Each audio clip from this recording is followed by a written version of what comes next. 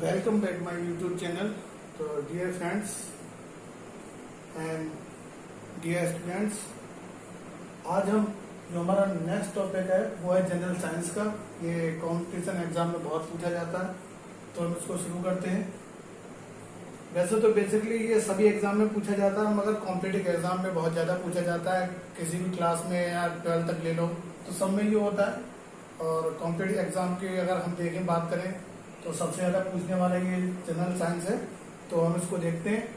सबसे पहले पढ़ते हैं मात्रक। मेरे साथ जो मैं ये लिख रहा हूँ, आप मेरे साथ इसको नोट करते हुए चलें और देखते हुए चलें, ताकि कोई भी आपको जो भी है मिसप्रिंट ना हो। अगर आप ऐसे वीडियो को देखेंगे तो आपको कोई भी पॉइंट समझ में नहीं आएगा और देखेगा भी नहीं। तो आप मेरे साथ इसको नोट करते हुए चलें, नहीं तो आप मिस हो जाएगा, आप भूल जाएंगे। तो आप एक कॉपी ले लें, पेन ले लें और उसको नोट करते हुए चलें मेरे साथ। मैं आपको समझाता हुआ चलूंगा। तो मात्रक है क्या? किसी राशि के मापन के निर्देश मानक को मात्रक कहते हैं। इसको आपको ध्यान रखना है। किसी राशि के मापन के निर्देश मानक को मापन कहते हैं। इसको ध्यान रखना है कि कोई भी राशि हो उसके मापन के निर्देश मानक को मात्रक कहते हैं। मात्रक कितने प्रकार के होते हैं? तो मात्रक होते हैं 2 प्रकार के। आपको ध्यान रखना है मात्रक कितने प्रकार के होते हैं। 2, एक होता है मूल मात्रक और दूसरा होता है व्युत्पन्न मात्रक। एक मूल और दूसरा व्युत्पन्न। इसको आपको ध्यान रखना बहुत ज्यादा मोस्ट इंपोर्टेंट है कि एक होता है मूल मात्रक, दूसरा होता है व्युत्पन्न मात्रक। नेक्स्ट पॉइंट हमारा, एसआई पद्धति में मूल मात्रक की संख्या 7 होती है। तो एसआई पद्धति में मूल मात्रकों की संख्या होती है 7। इसको आपको ध्यान रखना कि मूल मात्रक कितने होते हैं? 7 होती है, इनकी संख्या होती है 7। तो हमें एक एक करके इसको देखेंगे। सबसे पहला हमारा तो लंबाई। अब ये लिखा ऊपर भौतिक राशि, एसआई मात्रक और संकेत। सबसे पहला हमारा लंबाई। लंबाई का जो मात्रक होगा एसआई पद्धति में वो होगा मीटर, क्योंकि लंबाई को हम मीटर में नापते हैं। और इसका जो संकेत होगा वो मीटर होगा, यानी संकेत सिंबल से बोलते हैं वो मीटर होगा। नेक्स्ट हमारा सेकंड द्रव्यमान, जिसको बोलते हैं द्रव्यमान बोल रहे हैं, इसको मास बोलते हैं। तो द्रव्यमान जो नापा जाता है, मास नापा जाता है, तो वो होता है किलोग्राम यानी कि केजी से। तो इसका सिंबल होता है केजी। कहते हैं कितना किलो का है ये। तो द्रव्यमान हमेशा नापा जाएगा किलोग्राम में। समय को नापा जाएगा सेकंड में। समय कहते हैं कि इतने सेकंड में इतने ट्रेन चली, इतने सेकंड में उसने इतने पार करा, तो उसको इसका सिंबल होता है सेकंड। तो आप इसको नोट कर लीजिए। इसके आगे फिर मैं लिखवाऊं फटाफट। जल्दी से आप मेरे साथ इसको नोट करते हुए चलिए, ताकि आपको सारे समझ में आ जाए। ये बेसिकली आपको नोट करते हुए चलना है मेरे साथ। नेक्स्ट देखते हैं हमारा जो हमारा होगा ताप। ताप हमेशा केल्विन में नापा जाता है और इसका सिंबल होता है के। जो ताप होता है हमारा टेम्परेचर, उसको होता है वो केल्विन में नापा जाता है और सिंबल होता है के। विद्युत धारा, विद्युत धारा हमेशा एम्पियर में नापी जाती है, सिंबल होता है इसका ए। ज्योति तीव्रता, ज्योति तीव्रता को जो नापा जाता है वो नापा कैंडिला से। ज्योति तीव्रता बहुत पूछा जाता है। तो ज्योति तीव्रता और विद्युत धारा ये दोनों इसको नापा जाता है कैंडिला से, और उसका सिंबल होता है सीडी यानी कैड। पदार्थ का परिमाण, इसका होता है मोल और इसका सिंबल होता है मोल। अब आते हैं एसआई के संपूरक मूल पे। तो समतल कोण जो होता है, समतल कोण वो उसका होता है रेडियन, यानी सिंबल इसका होता है रेड। मापा कैसे जाता है? रेडियन में, यानी समतल कोण जो होगा वो रेडियन में नापा जाता है और रेड होगा इसका सिंबल। घन कोण, घन कोण होगा स्टेरेडियन और इसका सिंबल होगा एसआर। तो स्टेरेडियन का आपको ध्यान रखना है कि स्टेरेडियन होगा इसका घनकोण का होगा स्टेरेडियन। सबसे ज्यादा जो पूछा जाने वाला है ज्योति तीव्रता, विद्युत धारा और ताप, ये 3 बहुत पूछे जाते हैं। ताप को केल्विन, के से, विद्युत धारा एम्पियर, ए से, ज्योति तीव्रता कैंडेला। अब आपको कैसे याद करना है? ताप, ताप को ध्यान आपको रखना है कि ताप बहुत ज्यादा क्या होता है? ताप और केल्विन, विंड, यानी कि बहुत ज्यादा कोई चीज तेज चल रही तो आपको कहते हैं कि बहुत ज्यादा विंड बन जाता है, यानी कि कह सकते हैं बहुत ज्यादा तेज। तो केल्विन को ध्यान रखना। विद्युत धारा, धारा किसमें होती है? एम्पियर, ईयर, यानी हवा बहुत तेज चल रही तो धारा किसमें चल रही है? ईयर में। ईयर को ध्यान रखना है आपको, धारा से ईयर आपको याद हो जाएगा। ज्योति तीव्रता, अब तीव्रता ज्योति की बात आ गई तो ज्योति को कैसे ध्यान रखना है? ज्योति जलती है किससे? कैंडल से। तो कैंडल से आपको ध्यान रखना कैंडला यानी कि ज्योति। ज्योति यानी कि ज्योति जो हमारी है, ज्योति ऊपर जल रही है, ऊपर से लौ जल निकल रही है। आपको ध्यान रखना है किससे? ज्योति निकल रही है वो कैंडल से ज्योति निकल रही है, इसे ध्यान रखना। और धारा किसमें होती है? एयर में, यानी बहुत तेज हवा चल रही है। और ताप आपको पता ही है, केल्विन यानी बहुत तेज चलने वाला। तो आप उसको याद भी कर सकते हैं, ये तो नॉर्मल है, याद हो ही जाएंगे। तो आप इसको नोट कर लीजिए। मैं हट जाता हूं। अब देखते हैं नेक्स्ट। ताप जो होता है डिग्री सेंटीग्रेड, इसको नापा जाता है। ताप को डिग्री सेंटीग्रेड पे इसका सिंबल होता है रेड। तो आवृत्ति होती है हमारी, आवृत्ति कंपन प्रति सेकंड में मापी जाती है, और इसका होता है सिंबल हर्ट्ज। जो आकृति होती है हमारी, जो आवृत्ति होती है, जो आवृत्ति फ्रिक्वेंसी जैसे बोलते हैं इंग्लिश में, तो फ्रिक्वेंसी होती है हमारी कंपन में प्रति सेकंड में मापी जाती है, और इसका सिंबल होता है हर्ट्ज। ज्योति तीव्रता को नापा जाता है कैंडेला शक्ति से, यानी कि जो ज्योति तीव्रता होती है वो उसकी होती है ज्योति कैंडेला। आप इसको कैसे रखेंगे याद ज्योति तीव्रता को? तो कहते हैं ज्योति कैंडेला, तो कहते हैं ज्योति कैंडेला। तो कैंडेला, इसको ध्यान रखना कि ज्योति कैंडेला। वे सभी मात्रक जो मूल मात्रकों की सहायता से व्यक्त किए जाते हैं व्युत्पन्न मात्रक कहे जाते हैं। जो सभी मात्रक मूल मात्रकों की, मतलब उनकी हेल्प से, जो मूल मात्रक मैंने बताए थे, मूल मात्रकों की सहायता से व्यक्त किए जाते हैं, उन्हें व्युत्पन्न मात्रक कहते हैं। तो इसमें क्या है? बहुत लंबी दूरियों को मापने के लिए प्रकाश वर्ष का प्रयोग होता है, यानी बहुत लंबी दूरी को मापने के लिए प्रकाश वर्ष का प्रयोग होता है। इसका मात्रक दूरी है। प्रकाश वर्ष का मात्रक, ये बहुत पूछा जाता है कि प्रकाश वर्ष का मात्रक कौन होता है, किसे बोलते हैं? तो दूरी को बोलते हैं। प्रकाश वर्ष को मापने के लिए दूरी का प्रयोग होता है, और इसकी ये दूरी लंबी मापने के लिए होती है, बहुत लंबी दूरियों को मापने के लिए होती है। तो आपको ध्यान रखना है, ये छोटे छोटे जो क्वेश्चन हैं वो हमारे एग्जाम में बहुत ज्यादा दिक्कत करते हैं, गलत हो जाते हैं। इसलिए आपको ध्यान रखना है कि ये क्वेश्चन गलत नहीं होने चाहिए, बिल्कुल सही होने चाहिए, ताकि आपको एग्जाम में फायदा मिले। तो आप इसको नोट कर लीजिए जल्दी से, फटाफट इसको नोट कर लीजिए, फिर मैं आगे बढ़ूँ।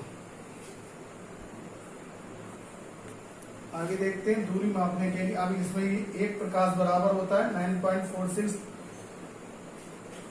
इंटू 10⁻15 मीटर, यानी कि ये होता है 9.46 गुणा 10⁻15 मीटर होता है।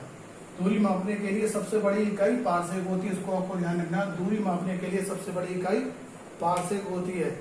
और इससे पहले मैंने बताया था दूरी यानी प्रकाश वर्ष को सबसे लंबी दूरी मापने के लिए प्रकाश वर्ष वो होती है कौन सी? ये कौन सी दूरी मापने के लिए सबसे पहले तो पारसेक को किससे नापा जाता है?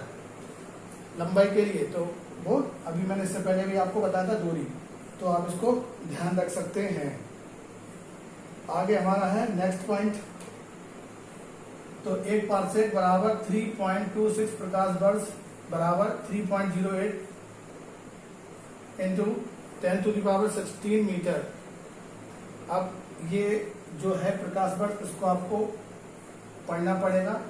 ये नहीं पूछा जाता, अधिकतर ये पूछ लिया 3.26 प्रकाश वर्ष, यानी एक पारसेक बराबर 3.26 प्रकाश वर्ष। बल्कि सीजीएस पद्धति में मात्रक डायन होता है। सीजीएस पद्धति में डायन एवं एसआई पद्धति में न्यूटन होता है। अगर एसआई में पूछेगा तो न्यूटन, सीजीएस पूछेगा तो डायन।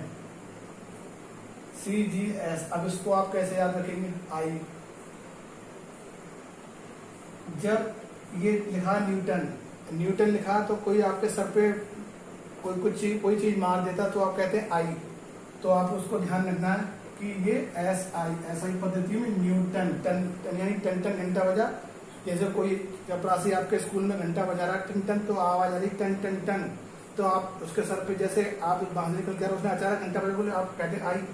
तो ऐसे अगर कोई टीचर आपको मारता तो आप जैसे ही कहता वो आई, तो ध्यान रखना आप एसआई यानी कि न्यूटन, टन यानी मारा उसने। और सीजीएस आपको पता ही है डायन, तो डायन को ध्यान रखना। सीजीएस यानी कि इसमें 3 वर्ड है, सीजीएस, इसमें भी है सीजीएस, इसको आपको ध्यान रखना है।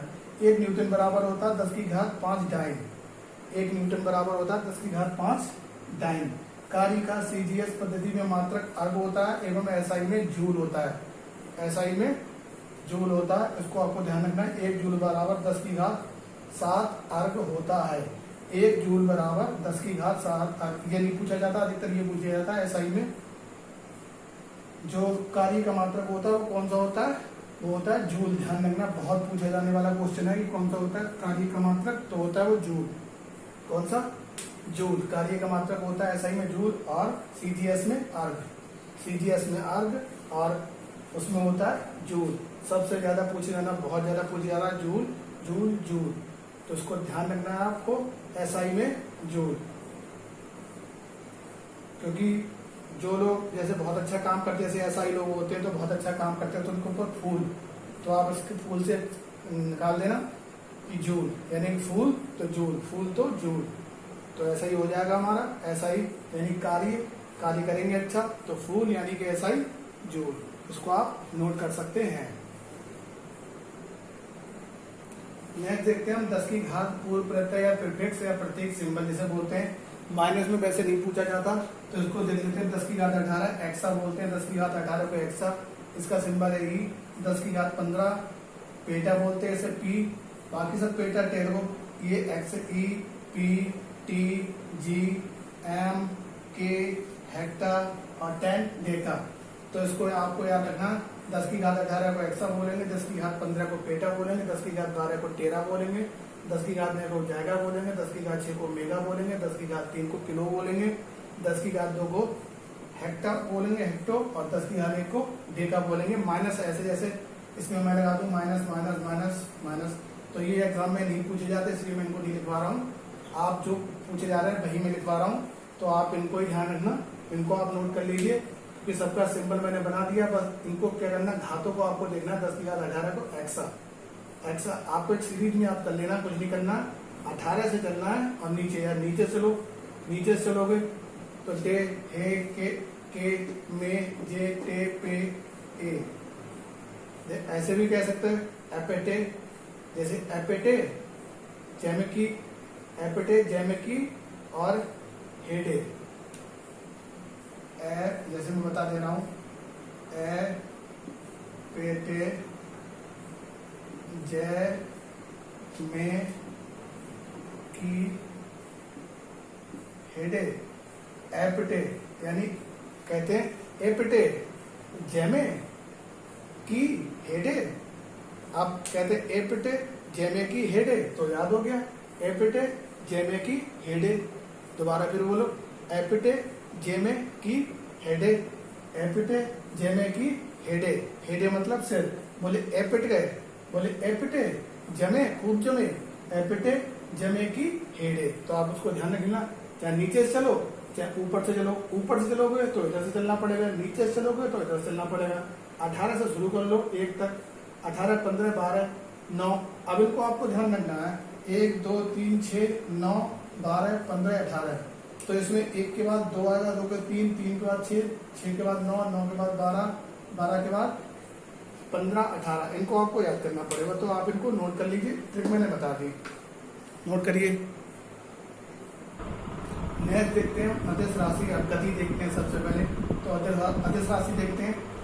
अदिश राशि में क्या होता है, केवल परिमाण होता है, दिशा नहीं। अदिश राशियों में से को सिर्फ केवल परिमाण जिन्हें हम तोल सकते हैं, माप सकते हैं, तो द्रव्यमान, चाल, आयतन, कार्य, समय, ऊर्जा आदि ये सब होती हैं अदिश राशियां। विद्युत धारा, ताप, दाब ये भी अदिश राशि हैं, तो विद्युत धारा, ताप, दाब ये भी अदिश राशियां हैं। सदिश राशियां कौन सी होती है, परिमाण के साथ साथ दिशा की भी आवश्यकता होती है, यानी परिमाण होता है और दिशा भी होती है, वो होती है सदिश राशियां। जैसे वेग, इसमें परिमाण भी है और दिशा भी है। विस्थापन, बल, त्वरण आदि अधिकतर हम ये कह सकते हैं जिसमें बा हो।